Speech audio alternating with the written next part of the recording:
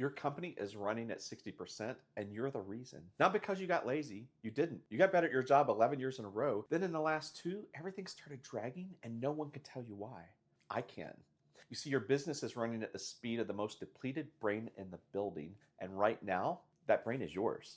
I'm Dr. Dee Bonney. I'm board certified in emergency medicine, and I spent 25 years running the room when somebody else's body was in trouble. But several years ago, my wife and I opened Alpha Mega Wellness in Greenwood, Indiana, because I felt that there was a better way to help people than just that traditional medical model. Since then, our team has cared for more than 800 patients and delivered over 5,500 supervised IV ketamine infusions. Many of them are business owners, founders, operators, men who built something real and then just lost the ability to enjoy it. And everything I'm about to say is what I learned from doing it and also living it. Let me show you what a 60% brain does to a company.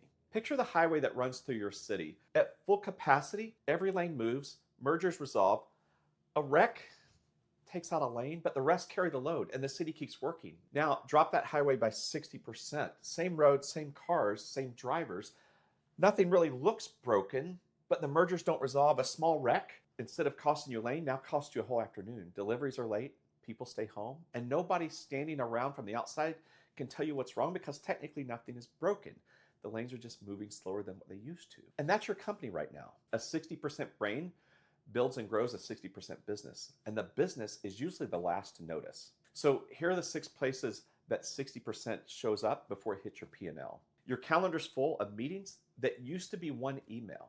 That is not a time management problem. 20 minutes, 4 people, 1 decision that sat on your desk for 3 days because you couldn't make that decision alone. So you scheduled a meeting to make the call with witnesses. Because at 60% capacity, a decision made alone, it feels like a bet. And now you stop trusting your own bets.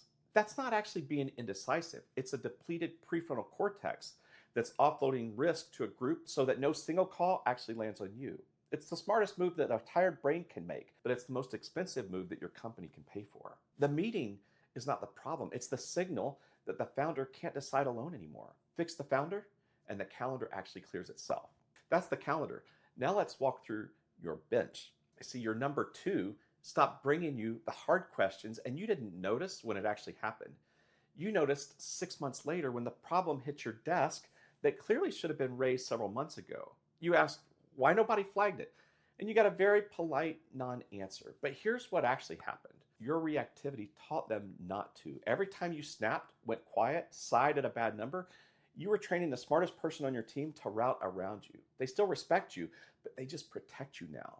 And when your number 2 starts protecting you from information, you're already running a smaller company than what you think. The apology isn't the cost. The information you stop getting, that's the cost. And it's not just your number 2, it's the whole bench.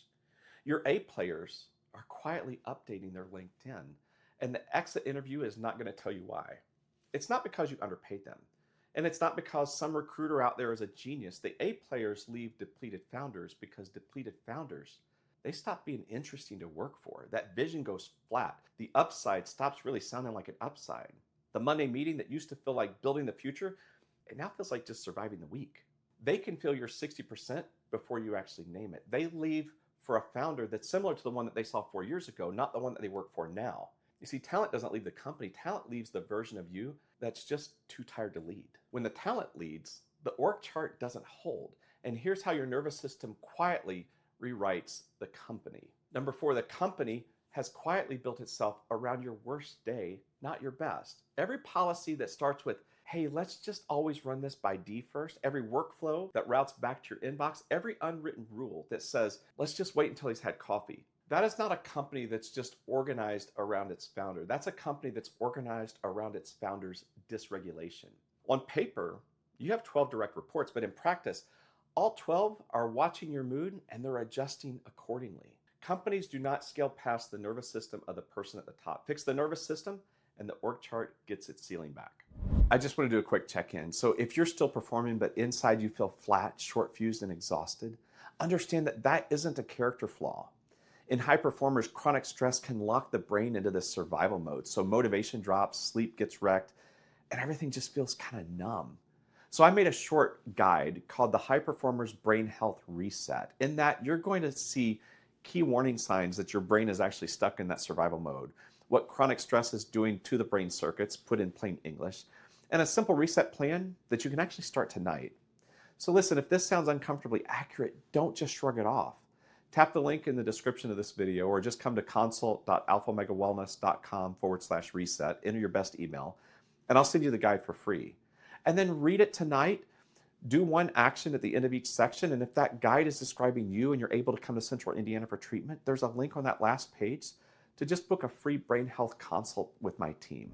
Now, the one that usually convinces men like you first, and it's not about the business. Your wife has stopped telling you things. Not the big things, but the small ones. She doesn't tell you about the funny thing that the kids said on the way home from school, or the story about the neighbor's dog, or the idea that she had when she was in the shower. She didn't stop because she stopped loving you. She stopped because at some point, the cost of bringing you a small thing got higher than the reward she got of actually hearing your response. See, I sit across men every week who tell me some version of the same sentence. I can be functional, but that's not functioning. Or I live the secret life inside my own house. Or I don't even remember what happiness feels like. Those are their words, not mine.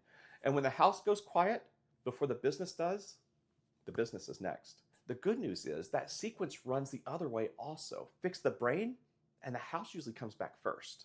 And then the last one, the one founders mislabel as maturity. You used to have 3 new ideas in the shower. When did that actually stop? You used to walk into Monday with something that you've been thinking about all weekend, and now you walk in with a to-do list and call that leadership.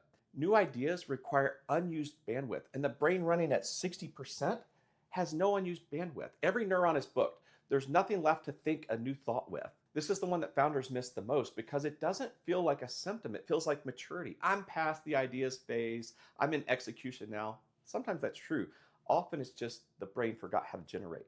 Your company was built on the ideas that you had when your brain had room. Get the room back and the ideas start coming back with it. And that's actually biology. So what actually comes back when the hardware gets healthy again? You know, most of what you read online, it's written for people who've never been depleted this specifically. So let me tell you what actually does come back. The dread in the morning stops. That 5 minutes between the alarm and your feet hitting the floor, where you run through the whole day's threat list in your head, that actually starts to go quiet. And then the problems get smaller, not because there are fewer of them, but because the brain that meets them, it actually has bandwidth again. What used to feel like an ocean coming over you, it just starts feeling like a wave. You close a deal and you actually feel it. Not for just 4 hours, but for the whole day, sometimes for the whole week.